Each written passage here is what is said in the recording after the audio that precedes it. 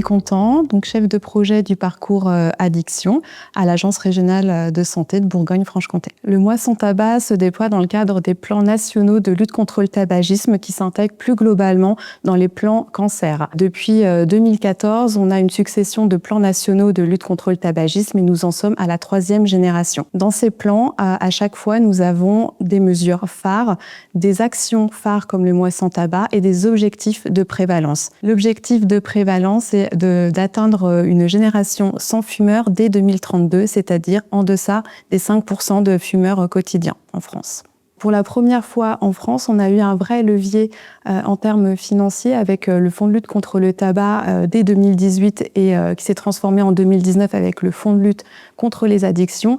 Et ça nous a permis plus largement en fait, de financer depuis 2018 plus de 12 millions d'euros d'actions dans notre région. Un des premiers enjeux est donc de prévenir l'entrée dans le tabagisme. Deuxième enjeu, dénormaliser le tabac en créant des environnements sans tabac avec les lieux de santé sans tabac, les espaces sans tabac, les campus sans tabac, les écoles sans tabac, donc une multitude en tout cas d'environnements de vie sans tabac. Le troisième enjeu est d'accompagner tous les fumeurs, quel que soit leur parcours de vie. Le quatrième enjeu, c'est de développer l'universalisme proportionné pour aller vers les publics les plus fragiles.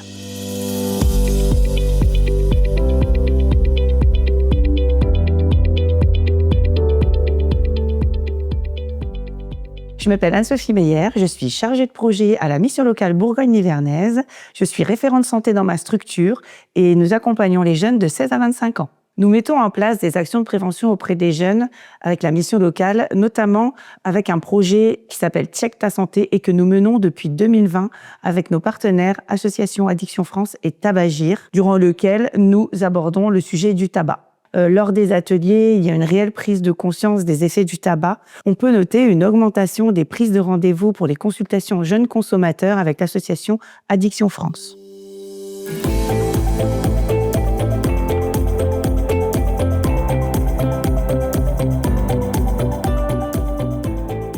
Je suis Amandine Berdelouche, je suis médecin chargée de santé environnementale à l'hôpital Nord-Franche-Comté et je suis chargée du pilotage de la démarche lieu de santé sans tabac sur l'établissement. Donc Elsa Deluec, je suis infirmière tabacologue recrutée au sein de la FNFC avec pour mission l'hôpital lieu de santé sans tabac. L'hôpital Nord-Franche-Comté est ouvert depuis 2017 en ces lieux et depuis 2023, sous l'impulsion de la direction, nous avons lancé le lieu de santé sans tabac avec l'aide du Fonds de lutte contre les addictions. Il y a 10 ans, pour les patients, il y avait uniquement une proposition de consultation de tabacologie en externe, puis dans un second temps, la possibilité de consultation au lit du patient. Cette proposition était peu saisie par les professionnels initialement. Et concernant les professionnels, il n'y avait pas d'offre de consultation de tabacologie par le service de santé au travail. Actuellement, nous souhaitons la dénormalisation du tabagisme avec le lieu de santé sans tabac. Notre souhait serait qu'il n'y ait plus aucun fumeur à l'intérieur comme à l'extérieur de l'établissement.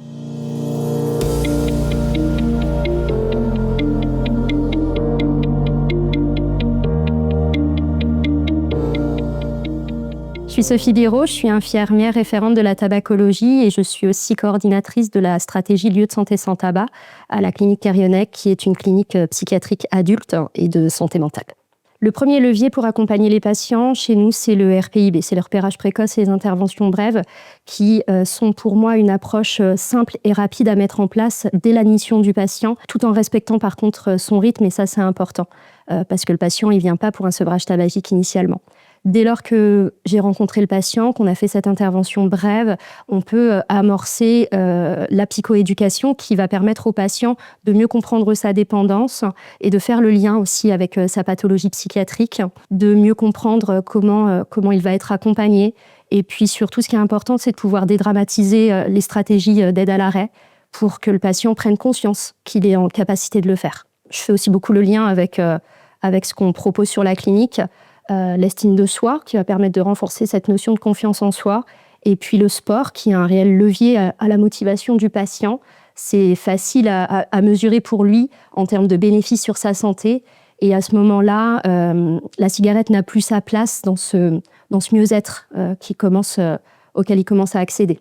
On travaille avec la population jeune adulte sur une journée autour de l'environnement, qui est un moyen d'accrocher le patient jeune dans sa motivation au changement. La santé, c'est quelque chose qui leur paraît encore bien lointain, alors que l'environnement, c'est une cause qui les touche plus personnellement. On travaille aussi, bien sûr, en pluridisciplinarité avec l'ensemble des collègues. La diététicienne qui va travailler sur la prévention des fringales, la psychologue qui va pouvoir déconstruire avec moi les habitudes du patient, les automatismes, et puis bien sûr le psychiatre qui continue d'orienter, de guider le patient dans son projet de soins plus globalisé. On travaille aussi avec les partenaires après l'hospitalisation, Tabagir qui accompagne nos patients, et puis l'Exapa.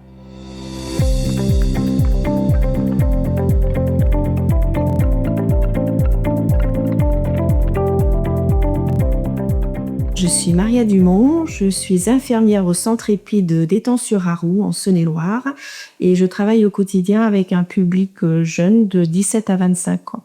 Alors moi, en tant qu'infirmière, je les accompagne sur le volet santé, c'est-à-dire que je leur ouvre des droits lorsqu'ils ne les ont pas, de façon à ce qu'ils puissent accéder aux soins. On lève ainsi des freins et éventuellement les difficultés pour qu'ils puissent ensuite trouver un travail.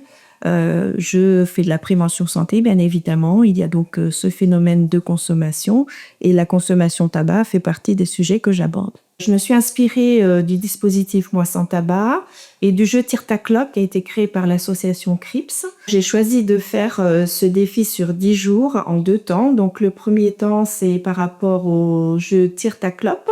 Un jeu qui permet d'évaluer sa consommation, de voir quels sont les contextes, quelles sont les émotions au moment où l'on fume bien précisément. Et en deuxième temps, je me suis inspirée donc du kit Moi sans tabac avec un journal de bord que je leur ai proposé de faire où ils inscrivent chaque cigarette qui est consommée journalièrement avec la situation dans laquelle ils se trouvent, quelles étaient les envies et quelles étaient les émotions au moment où ils ont fumé cette cigarette.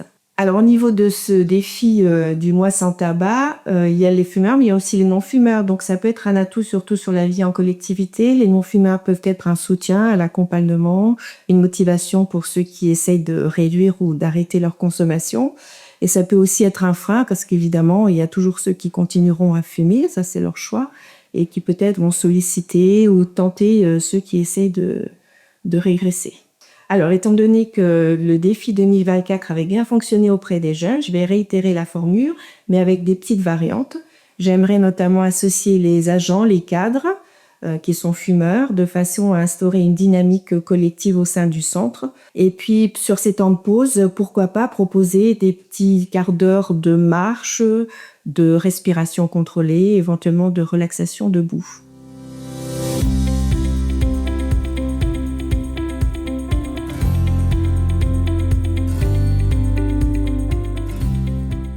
Je suis Élodie Chauffardet, infirmière en santé au travail à l'OPSAT. Nathalie Martin, infirmière de santé au travail à l'OPSAT, qui est un service de prévention en santé au travail qui assure le suivi des salariés, des entreprises qui adhèrent à notre service.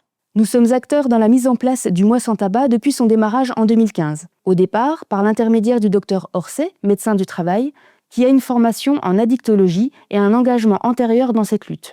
Elle a donc proposé aux équipes pluridisciplinaires d'y participer. Aujourd'hui, c'est un groupe ressources en addictologie qui a pris le relais. La loi du 2 août 2021 a ajouté à notre mission principale une mission de conseil et de prévention en santé publique. Lors des visites médicales et entretiens infirmiers, la consommation du tabac est systématiquement abordée. Le Moi sans tabac permet de renforcer la prévention par des actions plus ciblées.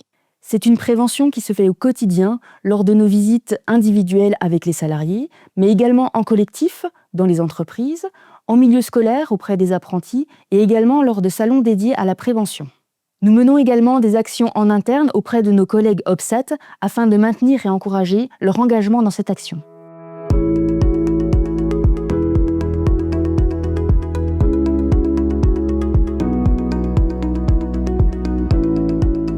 Alors, je m'appelle Aude Posé, je suis chargée de prévention et tabacologue à l'association Addiction France. Je suis Sabrina Biloué, je suis psychologue au sein du centre de rééducation d'Ivio. Donc notre établissement est un service de soins médicaux et de réadaptation. À Divio, en fait, on se préoccupe de l'accompagnement concernant la consommation de tabac depuis 2002. Le tabac, ça constitue un facteur de risque par rapport à la survenue de la pathologie, ou en termes de prévention de la rechute, ou en termes de soins. Dès 2002, on a eu un comité de tabac associé à une consultation médicale d'aide au sevrage tabagique, organisée autour d'un médecin qui était formé, pour développer la prévention et l'information par rapport à cette thématique tabac, que ce soit auprès des professionnels, auprès des patients et auprès de leur entourage. Ça s'est concrétisé en 2004 par l'adhésion au réseau Hôpital Sans Tabac. En 2007, en suivant les préconisations en matière de santé publique, le comité tabac s'est transformé en comité addiction, mais dans lequel on a continué bien sûr à mener des actions spécifiques par rapport au tabac. En parallèle, depuis 2008, pour concrétiser ou pour progresser dans ces actions, nous avons concrétisé un partenariat avec l'association Addiction France, et cela nous a permis de mettre en place une consultation addiction avec Madame Posé, qui est aussi tabacologue, 2 fois par mois dans notre établissement, au plus près des patients et au plus près des professionnels. Nous ne sommes pas un centre de soins en matière de tabacologie, mais orienter et laisser la parole pour que la personne puisse commencer une démarche, réfléchir à sa consommation, c'est vraiment le point de départ pour nous de l'aide, et puis bien sûr accompagner les gens qui veulent arrêter dès maintenant de fumer. Nous organisons en partenariat depuis déjà plusieurs années le mois sans tabac à Divio, donc entre Divio et Addiction France. Et on va le faire en toute pluridisciplinarité puisqu'on va intervenir avec des professionnels de Divio comme la nutritionniste, la diététicienne, les enseignants, professeurs APA, psychologues, en mettant en place des ateliers dynamiques interactifs sur, par exemple, des exercices de relaxation, sur l'utilisation d'un test monoxyde de carbone pour pouvoir tester l'intoxication au monoxyde de carbone des personnes présentes.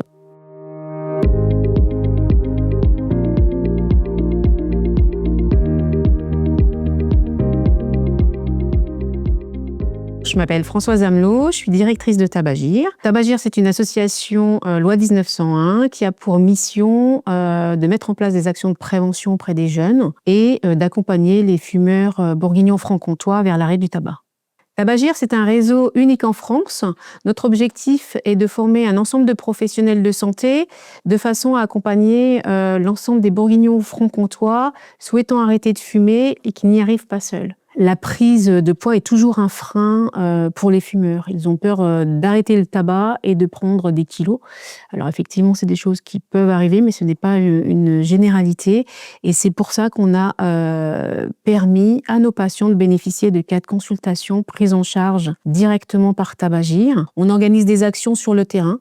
Donc on se déplace soit dans des centres hospitaliers, dans des communes, dans des maisons de santé, des centres de santé, un petit peu partout sur toute la Bourgogne-Franche-Comté. On développe en général une 30aine d'actions sur cette période du mois sans tabac tous les ans. Donc lors de ces actions, on propose des conseils personnalisés. On propose également aux patients qui le souhaitent de mesurer leur taux de monoxyde de carbone expiré. Donc c'est un test qu'on ne fait pas ailleurs que dans une consultation de tabacologie.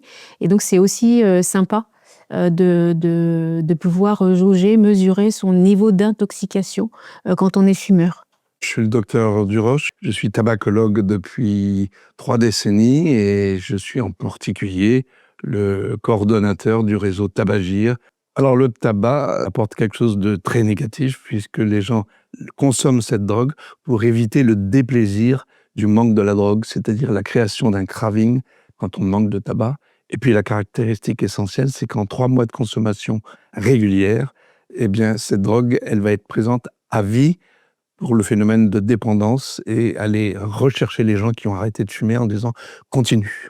Le traitement de base correspond à la première définition, c'est-à-dire supprimer l'effet désagréable du craving, donc donner la bonne dose, en particulier de nicotine, en particulier seulement, adapté à chaque fumeur, puisque chaque fumeur va avoir besoin de sa dose de nicotine, mais par contre, il aura aussi besoin d'être accompagné pour cette dépendance comportementale et ces réflexes obtenus depuis de nombreuses années et l'ensemble de la situation psychologique du fumeur, Parce que si on ne s'occupe pas un petit peu de ces ressources de base, eh bien, on aura un petit problème, on ne prendra pas en compte le fumeur. L'arrêt définitif dépend vraiment, vraiment de la personne et des normes dans lesquelles elle s'est inscrite. Si elle s'inscrit dans une norme sans tabac à vie parce que sa motivation est puissante, il va y avoir une grande chance d'avoir un arrêt définitif puisqu'on est tiré ou poussé par la motivation. C'est pas la volonté qui compte à ce moment-là, c'est la pure motivation d'une vie agréable et d'un bien-être sans le tabac. C'est la formation au collège, au lycée, c'est la formation des médecins à la faculté pour qu'ils soient prévenus par avance de la grande difficulté des gens à l'arrêt du tabac. Donc le mieux, c'est de ne pas y rentrer. Alors, je m'appelle Anthony, j'ai 31 ans et je suis enseignant en lycée et j'ai arrêté de fumer depuis 10 mois. Et donc, ça a duré au moins 1 an et demi avant que je me dise vraiment bon, j'arrête la cigarette. J'ai eu un premier rendez-vous ici avec Tabagir qui m'a permis d'avoir les premières étapes, de tester avec des patchs, des pastilles. Et en fait, c'était trop dur parce que j'avais en fait finalement psychologiquement lié le tabac à mes problèmes, à quelque chose de rassurant pour moi. On a essayé de réadapter en fonction de la situation, mais ça a été dur encore d'arrêter la cigarette. Puis les 10 mois que j'ai arrêté, ça s'est passé très simplement. C'était un mercredi après-midi, je m'en souviens comme si c'était hier. Il me restait une cigarette dans mon paquet. J'ai dit, c'est la dernière, j'arrête. J'ai fumé, j'ai arrêté. Et depuis, j'ai pas repris. Les 1 an et demi, ils n'ont pas été perdus. C'est qu'en fait, j'ai préparé mon inconscient finalement à arrêter. Et c'est ça qui m'a permis d'arrêter aujourd'hui, quoi. Et quand j'ai décidé. En ayant arrêté, j'ai vu que quand je courais, je sentais déjà les bienfaits de mon arrêt du tabac. Mon fils, ça a été aussi un élément très important pour moi et vraiment moteur pour arrêter. Parce que je voulais juste véhiculer une bonne image, lui inculquer les bons gestes, les bonnes choses. Et c'est après, vraiment le dernier point qui vient, bien sûr, compléter tout ça, c'est l'argent. Mais en fait, ça passe vraiment après ces 2 premiers points. Le leitmotiv, c'est de ne pas abandonner, même si c'est dur, et que c'est pas grave, pour le coup, si on craque une fois. Et après, il faut juste remonter on tombe, et après, on remonte en selle et on repart sur l'arrêt du tabac. Je crois que vraiment, il faut être patient et rester connecté à l'objectif final.